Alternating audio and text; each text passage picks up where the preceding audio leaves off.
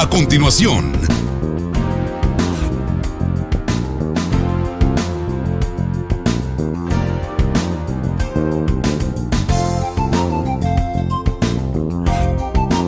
TVM, la televisión de los migueleños. El siguiente programa es clasificación C, para mayores de 15 años. Dirección de Espectáculos Públicos, Radio y Televisión. Ministerio de Gobernación.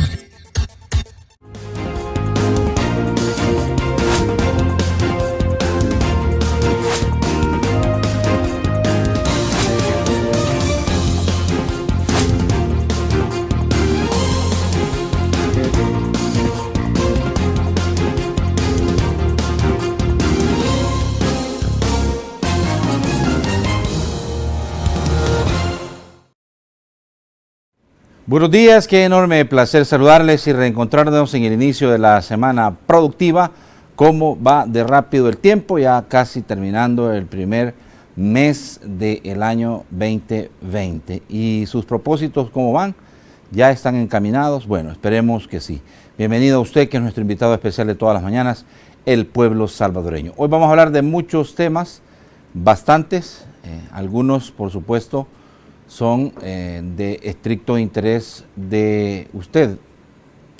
Sabe que la invitada de esta mañana, la diputada que nos acompaña, por supuesto ha tomado muchos temas de la vida nacional que, pues, a los cuales ha demostrado su rechazo y en otros, por supuesto, muchas reservas. Lo que sí ha criticado, por supuesto, son todas las acciones que se han venido tomando en la Asamblea Legislativa, por supuesto en conjunto los partidos políticos, y la deuda que también se tiene, ¿verdad? Ya sabemos cuál es, ¿verdad? El tema de pensiones, el tema de la ley de reconciliación, que va a venir a sustituir a la derogada ley de amnistía, y entre otros temas. Vamos a hablar también de transporte público de pasajeros, poco sobre el manejo de la crisis que está teniendo el agua en los hogares salvadoreños en el fin de semana, que se ha agudizado un poquito más, ¿verdad? Así es que son bastantes cosas de las que vamos a tratar.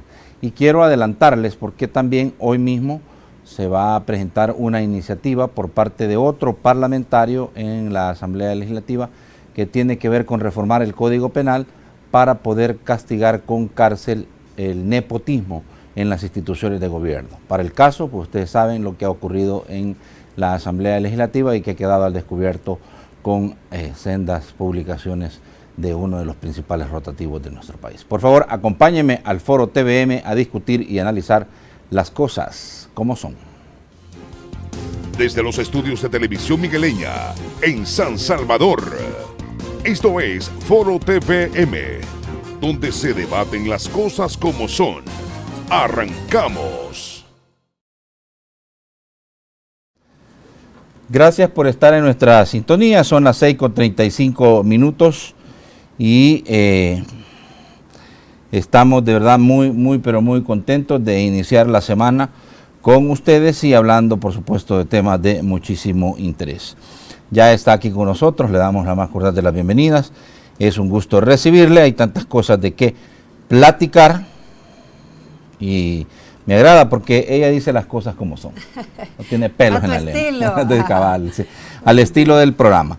Bienvenida a la diputada Milena Mayorga. Qué bueno. Bueno, de la bancada de Arena, ¿verdad? Porque pues sí. A medias. Buenos días. Buenos días, qué alegre comenzar la semana aquí junto a ustedes y sobre todo que me den la oportunidad de tener este espacio para platicar de los temas de nación. Y precisamente pues estuvo un fin de semana muy convulsionado, sí. Por ahí estaba escuchando un poco tóxico, sí. Siempre los partidos de oposición aprovechándose, ¿verdad? Quizás de las cascaritas donde se ha deslizado por el tema de la crisis del agua. Sin embargo, nunca estaré yo a favor de imágenes falsas que se compartan en las redes sociales y que se aprovechen incluso de una crisis, porque el agua es un vital líquido que todos los necesitamos. Y quiero dejar muy, pero muy claro que yo nunca, Natán, daría mi voto a favor de la privatización del agua. Hoy más que nunca hemos visto como es necesario que nuestra población se abastezca de agua y de agua limpia, sí, de calidad. Y tenemos que trabajar en este sentido. Para el consumo humano, definitivamente. Por supuesto. Y tenemos que trabajar todos en este sentido porque es un tema de nación y sobre todo un derecho elemental de todo ser humano. Y es preciso, se va a empezar a estudiar la Ley General de Aguas. Es un tema polémico, sin embargo, desde ya estoy sentando mi postura, porque muchas veces se ha dicho no es privatizar, pero cuando hay mucha participación de la empresa privada, como en el ente rector prácticamente, en la mesa hídrica, es sumamente delicado, porque siempre va a sopesar los intereses de la empresa privada, sí, al del ciudadano común y corriente. Así que desde ya sepan que voy a estar velando, y jamás daría mi voto por la privatización del agua. Bueno, entre otros temas también que vamos a platicar está la reciente aprobación de la reforma para que los salvadoreños en el exterior puedan votar. Usted ya ha tenido la postura y de hecho la ha expresado vía redes sociales a la ciudadanía. Antes, por supuesto, quizás decirles que por favor ya sigan la transmisión en Facebook Live, en la página Noticieros TVM Televisión Migueleña. Y también recuerde que estamos en Twitter, en @NoticierosTVM, que es la cuenta del programa, y @ForoTVM, @NoticierosTVM, la cuenta de la televisora, y @ForoTVM, la cuenta del programa. Más adelante, infaltable, el segmento de Opinión Ciudadana 2263-2608. Bueno, se ha dado de todo el fin de semana, ¿verdad? Porque ciertamente ha tenido el gobierno que activar un plan de contingencia y de apoyo de varias instituciones de gobierno hacia la administradora estatal de aguas, hacia ANDA, por el tema de lo que ha sido una contaminación por algas. Pero de todas maneras se ha visto que en las redes sociales, ahí es donde se han trasladado los debates, y algunos hasta bien acalorados, ¿verdad? Quizás hasta con comentarios subidos de tono, para criticar cómo el gobierno ha enfrentado esta crisis. Lo que sí digo, creo, y no sé si usted lo comparte, es, diputada, que en una situación como esta hay que unirse todos para poder trabajar en conjunto a buscar soluciones. Y los alcaldes también, es decir, todas las fuerzas políticas, porque cuando hablamos del agua, ya lo mencioné al inicio del programa, es un derecho fundamental y nosotros tenemos que velar porque se cumpla. Ahora, una contaminación por algo es un fenómeno medioambiental que se puede dar. O sea, al final, creo yo que el problema fue que quizás la reacción fue muy tardía. Sin embargo, al parecer, hasta el día de hoy ya estoy escuchando que la gente está diciendo que ya está cayendo agua y ya no es un olor fétido, porque al final lo del color del agua al parecer no era tan cierto, pero sí el olor. Pero ya ciudadanos de esos polos donde se estaba presentando este problema, Ciudad Delgado, Apopa, están empezando a manifestar que ya se está regulando un poco el tema de la calidad del agua. ¿Le parece a usted que hubo entonces una reacción tardía de parte de las instituciones? Creo que quizás ellos pensaron que el problema se iba a solucionar mucho más pronto de lo que fue. Sin embargo, al final, pues vimos que estaban repartiendo ya agua potable, pipas, entre otros. Así que yo creo que sí, en este sentido, tal vez la reacción fue muy tardía. Pero eso nos tiene que servir como lección frente al estudio general de la ley de aguas. Sí. Si es que es un preámbulo donde nosotros estamos viendo la necesidad de que en nuestro país también podamos supervisar que se cuente con una calidad de agua, que es uno de los ODS.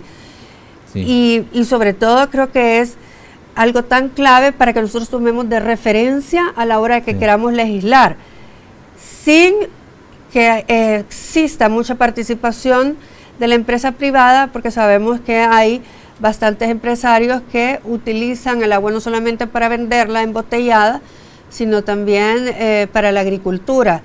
Pero aquí es donde tenemos que ver que el ser humano siempre tiene que ser el centro de todo lo que nosotros hagamos en la Asamblea Legislativa. Y tú tocaste el tema del voto en el exterior, que el día sábado yo saqué un video en donde me manifestaba que no estaba de acuerdo cómo se había hecho la reforma para el voto en el exterior, que es un tema también muy sensible, debido a que nuestra economía subsiste a raíz de que recibimos alrededor de 5.500 millones de dólares en remesas. Es clave para nuestra economía, y además la sala también bajo una sentencia nos obligó a que nosotros tuviéramos que legislar en este tema. El voto en el exterior ya es posible ahora a través de esta reforma también, pero solamente para diputados, y la idea era para alcaldes y diputados. Se está dejando afuera el tema de las alcaldías, y yo creo que esto es importante que nosotros lo retomemos. Yo incluso estaba instando al presidente de la República para que vetara, o también para que hiciera observaciones claves como que se cumpla con la sentencia de la sala, porque si no estaríamos violando esta ley.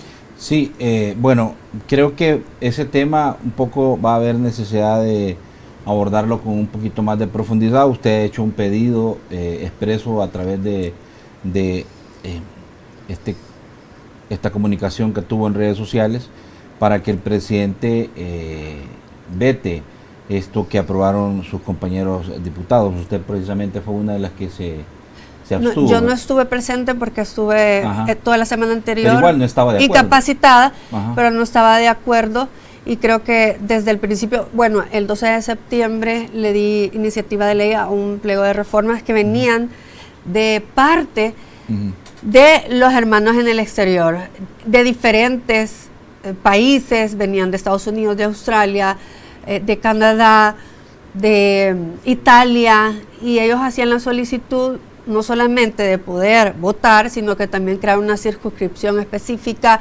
Se les solicitaba el voto electrónico y no el voto postal, entre otras solicitudes que no se tomaron en cuenta. Y esto es lo grave, Natán, porque fue un dictamen express que salió la misma semana anterior. O sea, no hubo un estudio, no hubo apertura, no se escuchó a la diáspora.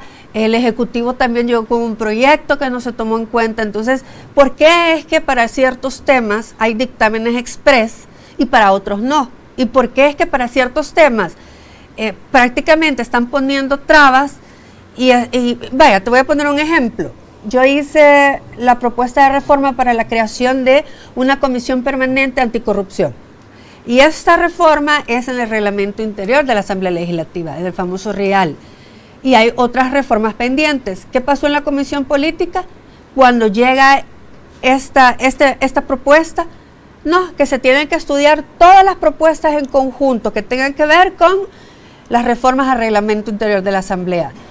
Entonces ahí sí esperamos y hacemos el trabajo en conjunto bajo un calendario inclusive.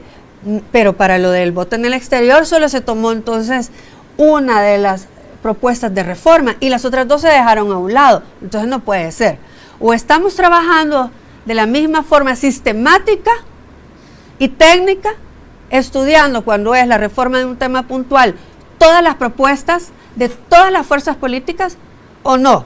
Entonces, pero no puede ser que tengamos dictámenes express, y esto lo que está haciendo es, le estamos haciendo el camino fácil a los partidos nuevos. Es que no estamos entendiendo que cada vez se cometen más torpezas, que cada vez se están exponiendo más el pacto de corruptos, que se ponen de acuerdo en temas que son sensibles. Y el tema del voto en el exterior es sensible. ¿Por qué? Porque ellos salieron del país a causa de las malas decisiones de los últimos 30 años. Y saben que no cuentan con ese respaldo. Se perdió el respaldo del voto en el exterior. Pero en el tema de los alcaldes ya la sala no los ordenó. Entonces estamos incumpliendo eso, y es por eso que yo le pido al señor presidente de la República que lo vete, o también que lo observe para que se cumpla este derecho. Bueno, pareciera ser que tiene el gobierno una encrucijada, lo analizamos a la luz de la jurisprudencia, porque si lo llegara a vetar... Los tiempos es el tema, precisamente, aunque tiene las dos posibilidades, vetarlo o devolverlo observado. Para muchos, el vetarlo implicaría que regresara el veto hacia la Asamblea Legislativa y que obviamente se superara este veto y que termine en la Sala de lo Constitucional esta diferencia, digamos, esta especie de confrontación entre el Ejecutivo y el Legislativo, pero también el otro tema es que lo devuelva observado, Claro. observado y que vuelvan los diputados a analizar la temática y de alguna forma, para muchos ahora sí, los diputados estarían como en vitrina para saber en realidad si están a favor de que los salvadoreños en el exterior voten o no, o también que se cumpla a cabalidad lo que ha mandatado la Sala de lo Constitucional, porque existe otro escenario que es el tema de las facilidades que se le puedan dar a los salvadoreños en el exterior para que voten de una manera más rápida y de una manera tecnológica más expedita. Así Por es. eso estaban buscando otras alternativas de carácter tecnológico, con una aplicación o como fuera, pero no se dio de esa forma y se va a hacer de la manera arcaica. O como No podemos pensar que es inseguro, Natán, si todas las transacciones que estamos haciendo ahora tú no pones tu tarjeta de crédito para comprar y eso no es sensible. Que estés utilizando tu tarjeta de crédito, o sea, al final tenemos que avanzar, no nos podemos quedar como tú dices en la época de los dinosaurios o pensar como los dinosaurios, pero ¿qué podemos esperar de los mismos? Sí. Que están acostumbrados a hacer la legislación de acuerdo a sus intereses y no de acuerdo al bienestar de la mayoría. El voto electrónico debería de ser la alternativa para avanzar.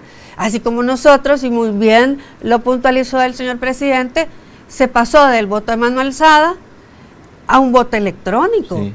Y yo creo que sí podríamos haber estudiado los mecanismos, pero acá lo ilegal es que no se obedeció la sentencia de la sala y en el sentido solamente de que fuera para se normó. diputados y alcaldes. Así es, solamente se tomó en cuenta el tema de los diputados y no los alcaldes. Entonces tenemos que ser también conscientes que pasamos por encima de esta obligación que teníamos.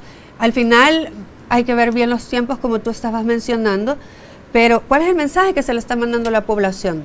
Porque la mayoría estaba exigiendo este derecho, porque si ellos están mandando sus remesas y sobre todo, como ya lo mencioné, son un pilar importante de nuestra economía, pero están pendientes, invierten en los municipios, compran casas, entre otros, y alrededor casi de 400,000 están empadronados según el RNPN. Entonces, también tenemos que facilitarle a todos nuestros hermanos en el exterior, porque no hay ciudadanos salvadoreños de primera y segunda categoría. O somos salvadoreños o no lo somos. Y todos tenemos que tener los mismos derechos de votar, y sobre todo aquellos que no se olvidan de su país y que están pendientes. Fíjate que muchos dicen, no, pero es que no viven acá. No viven acá, pero si no se les olvida mandar sus remesas a sus familiares para que se puedan sostener. Si fuera Sí. una diáspora también que no le importara a nuestro país y estuviera desconectado, pero no, ellos están en constante presencia. Así que estaremos viendo esta semana, porque es un tema de esta semana, Sí. un tema clave, y sobre todo, creo yo, es un tema de derechos de la diáspora.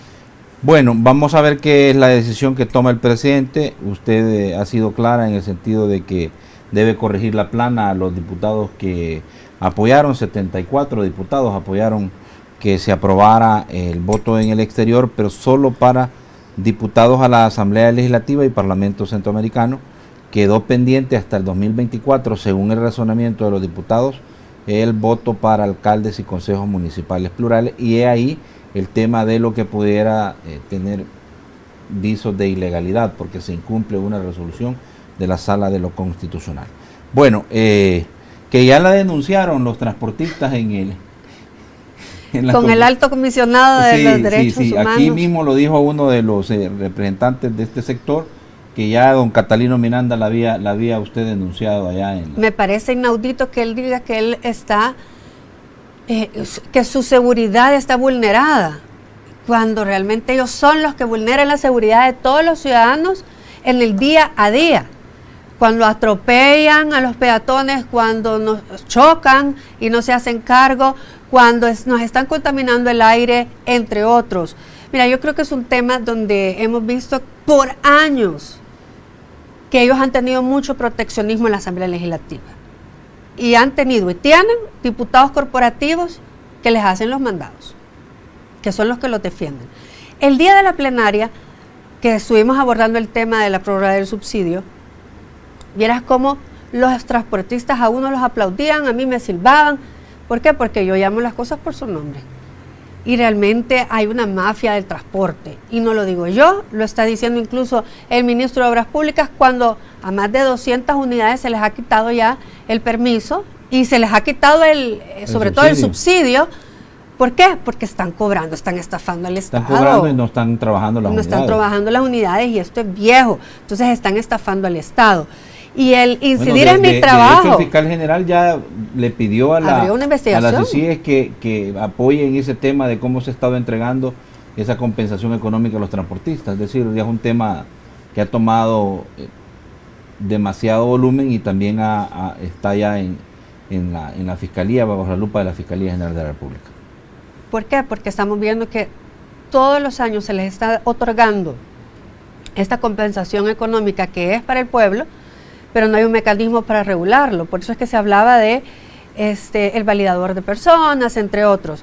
Pero fíjate que habían algunas prácticamente situaciones que se podían mejorar de inmediato, eran condiciones que nosotros pedíamos, entre ellos que los motoristas estén certificados por el BMT, que tengan un carnet de motorista, que se les esté haciendo incluso exámenes antidoping constantemente, que tengan su licencia vigente, que tengan un contrato. ¿Por qué? Porque como empleados también ellos necesitan dignificar su sector. Cuando estamos viendo que los están explotando, y por eso que ellos están siempre trabajando más de las horas que un humano debería de trabajar, y por eso es que se tienen que drogar. Y además de ello, por eso es la competencia también entre las unidades, porque les ponen metas sumamente altas. Cuando nosotros también pedimos dignificar el tema de los motoristas, porque entonces hay que empezar de raíz. ¿Por qué es que son así? ¿Por qué es que hay cafres? Y cuando empezás a indagar, también hay un trato inhumano. Pero no se logra la votación. Lastimosamente nos faltó un voto para poderles otorgar ciertos derechos laborales. Y esto se pedía entre esas condiciones, porque lo del GPS, lo del validador de pasajeros, ya requiere otro mecanismo, incluso de licitarlo. Y yo no estoy tras eso, porque es uno de los señalamientos que hacen, que los que estamos pidiendo condicionamiento es porque tenemos algún interés. Mi interés superior es ustedes, el que utilice transporte público, que tenga un transporte público digno. Fíjate que ni siquiera se pedía lo de renovar la flota, porque sabemos que es una inversión grande que tienen que hacer y hay que darles facilidades y líneas de crédito. Pero es que son puntos claves, como por ejemplo lo que yo te mencionaba, de un trato digno al usuario. Eso es clave, de que la emisión de gases realmente sea regulada, porque es una mafia lo que hacen, y también aquí hay mucha corrupción, porque a la hora de que van a pasar estos exámenes, al parecer les cambian algo y cuando viene el otro bus se lo ponen al otro bus y después sale, porque no puede ser que tú pases un examen de emisión de gases y nos estén fumigando de la forma que lo hacen, que nos están contaminando. Y por eso es que a veces también en el Gran San Salvador hay situaciones donde se elevan las alertas por casos de neumonía y casos también de enfermedades respiratorias. Y fue parte de unos recomendables que yo también envié al Ministerio del Medio Ambiente y al BMT, que era importante que ellos definieran cuando hay estos picos y que pongan alertas y sobre todo que existan operativos para poder solventar esto. Usted, a pesar de lo que ha ocurrido sobre la supuesta denuncia que le han interpuesto a nivel internacional, va a seguir denunciando las irregularidades. Yo no me voy a callar. Si yo me quedo callado, ellos habrán ganado. Y esto no puede ser, Natán. No podemos nosotros vivir bajo amenazas, no podemos vivir bajo el temor, es decir, los legisladores, no podemos vivir bajo eso, porque eso es lo que te intimida. Te intimida que te digan que te van a denunciar a la OEA, a la ONU, al alto comisionado, te intimida que te digan barbaridades, que te silben, te intimida.